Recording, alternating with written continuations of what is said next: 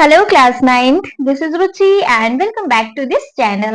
आज इस वीडियो में हम देखेंगे अपना क्वेश्चन नंबर 16 एक्सरसाइज 2.4 का।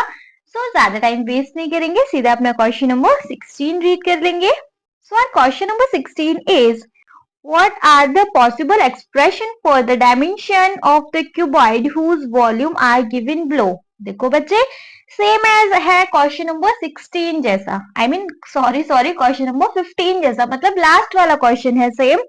लेकिन यहाँ आपको दिया हुआ है वॉल्यूम ऑफ क्यूबॉइड, मतलब कि आपको यहाँ दो पार्ट्स हैं जहां पे हमें वॉल्यूम दिया हुआ है। ठीक है, क्या बताना है?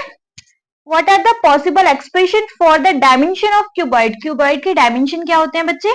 एक होता है लेंथ, एक होता है ब्रेथ और एक होता है हाइट, है ना। तो हमें वॉल्यूम ऑफ क्यूबॉइड का रूल होता है L into B into height. तो हमें एक लेंथ निकालना है, एक हमें ब्रेथ और एक हमें हाइट निकालनी है, length into breadth into height.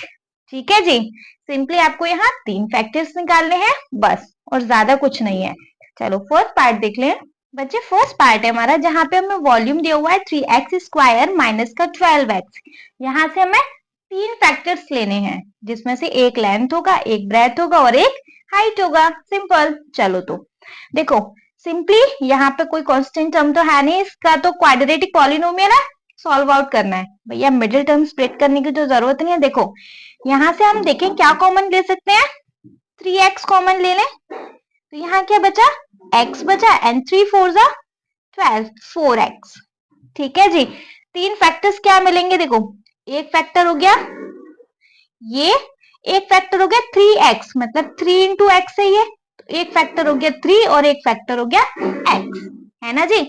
Multiply तो ही हो रहे हैं ये, तो एक फैक्टर ये मिल जाएगा और 3x में से एक 3 हो गया और एक x हो गया। सिंपल। तो हमारे यहाँ पॉसिबल आंसर क्या आ सकते हैं?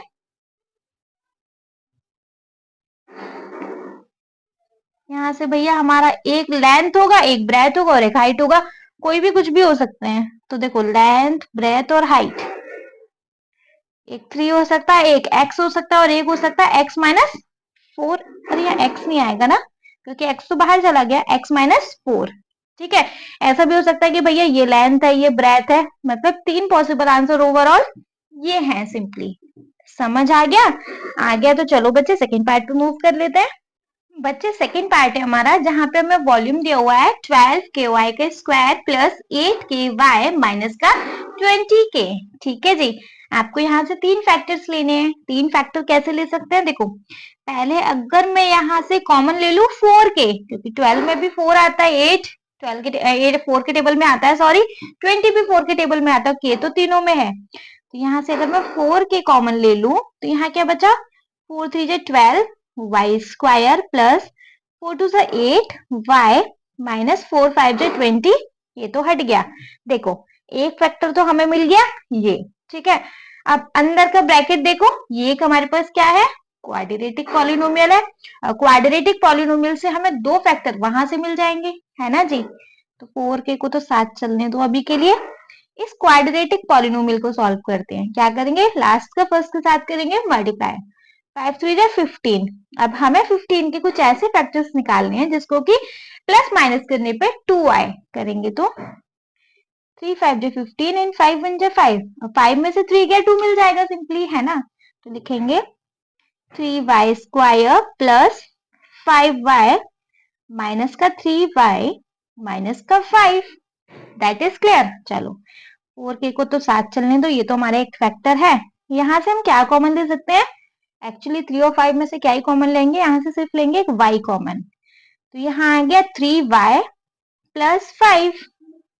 यहाँ से बच्चे हम क्या कॉमन लेंगे? यहाँ से भी कुछ नहीं कॉमन ले सकते, लेंगे हम माइनस का 1 कॉमन, है ना, क्योंकि माइनस तो दोनों में है ना।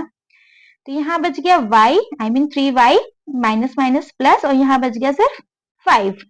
तो देखो 4 को तो साथ चलने दो, एक फैक्टर हो गया y माइनस 1 एंड दूसरा फैक्टर हो गया 3y प्लस 5। देखो तीन फैक्टर्स मिल गए हमारे पास। तो हम यहाँ लिख सकते हैं हमारा भैया पॉसिबल आंसर क्या है? एक 4 हो सकता है, एक हो सकता है y माइनस 1 एंड एक हो सकता है हमारा 3y प्लस 5। क्लियर है? समझ में आ गया? आई होप ये क्वेश्चन भी अच्छे से क्लियर हो गया होगा। इसके साथ हो गया हमारे इस चैप्टर का दी एंड। क्वेश्चन अच्छे से समझ आ गया हो तो वीडियो को एक लाइक कर दीजिएगा, चैनल को सब्सक्राइब तो जरूर ही करना, और आपके जिन फ्रेंड्स के लिए ये वीडियो हेल्पफुल है उनको इस वीडियो को उठा के शेयर कर देना। Okay, thank you so much.